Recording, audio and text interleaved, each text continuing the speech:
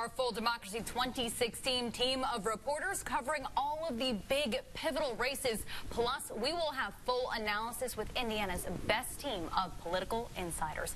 But first, we need to get you right now to some results just coming in. These are going to be for president in Indiana. This is going to be governor's latest numbers. We're seeing Eric Holcomb at 56%, John Gregg at 41%, Rex Bell at 3%. We're staying on top of these, but as Jason just mentioned, the big news as per ABC calling the state of Indiana for Donald Trump. Let's take a look at the Senate numbers coming in at this moment. RTV6 working for you tonight with Indiana's best election coverage. We have been tracking things for you since the minute the polls opened this morning, and we have what you can expect if you are still trying to head out to vote. We have live team coverage with our Call 6 investigators. We are going to begin tonight with Kara Kenny. She is live at St. Luke's United Methodist Church on 86th Street. Kara, what are you seeing? And welcome into this historic night in American politics. We will get you right back to ABC News coverage of this election in just a moment. But first, we want to bring you up to speed on Indiana results as they are pouring in right now. Let's take a look at some of those local numbers. We're going to start with the race for governor. Eric Holcomb, currently a Republican, polling in at 53%. You see it there. John Gregg, the Democrat, at 44%. Rex Bell, Libertarian, at 3%. We move now to U.S. Senate. Todd Young, Republican, 54%. Evan Bayh at 41%. Lucy Brenton at 5%. Libertarian. Again, we are staying on top of U.S. Senate as well as House District 9. Trey Hollingsworth, 54%. Shelley Yoder, 42%. Those are now starting to change up from what they were before. We're going to keep you updated, but our team of reporters, they are working for you at this moment, and they are tracking all of the numbers and the latest results and reaction as it comes in. We're going to take you live downtown to GOP headquarters first with Rafael Sanchez. What are you seeing there? Rafael, thank you. Just spoke with Rafael at GOP headquarters. We're going to move now to Democratic headquarters downtown. Our very own Katie Hines is there live for us. Katie. And Katie, thank you for that. Stay with RTV6 for continuous coverage throughout the night. You can also join us right now on the RTV6 Facebook page and on the RTV6 app for more local returns and analysis. We will rejoin you right here on RTV6 News at 8:56. The federal government warning Russia today not to interfere with the presidential election.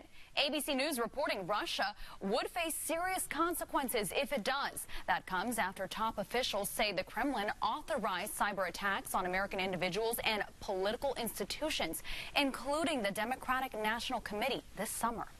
At least 4 states say they have seen their voter registration databases breached. Indiana is not one of them. Now, some of you may have thought about moving to Canada if your presidential candidate does not win, but it's not that simple. First, you must either take a questionnaire to find out if you qualify, or you must have a way to get in, like having a job offer, going to school there, or marrying a Canadian citizen. Experts say only about 8,000 American citizens move to Canada each year. The country also has an unemployment rate of almost double that in the United States. Also, be sure to stay connected with RTV6 tonight as the election results come in. Our team already in action, and we'll be bringing you up-to-the-minute results, complete analysis, and live reaction from both candidates on air, on the RTV6 app, and on our Facebook page.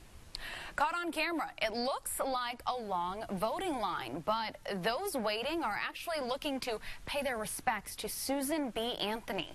This line started forming early this morning in western New York as people look to pay their respects to the activists who helped women obtain the right to vote. Visitors leaving flags, flowers, and I voted stickers for a woman who, for all of her efforts, never got the right to vote herself. Now, Ross, let me ask you this. Democrats first tabbed Evan Bayh as someone who could help the Democrats regain control of the Senate, right? But his lead has eroded after those questions surfaced about his residency. Are hopes still high that he can pull out this win against Todd Young?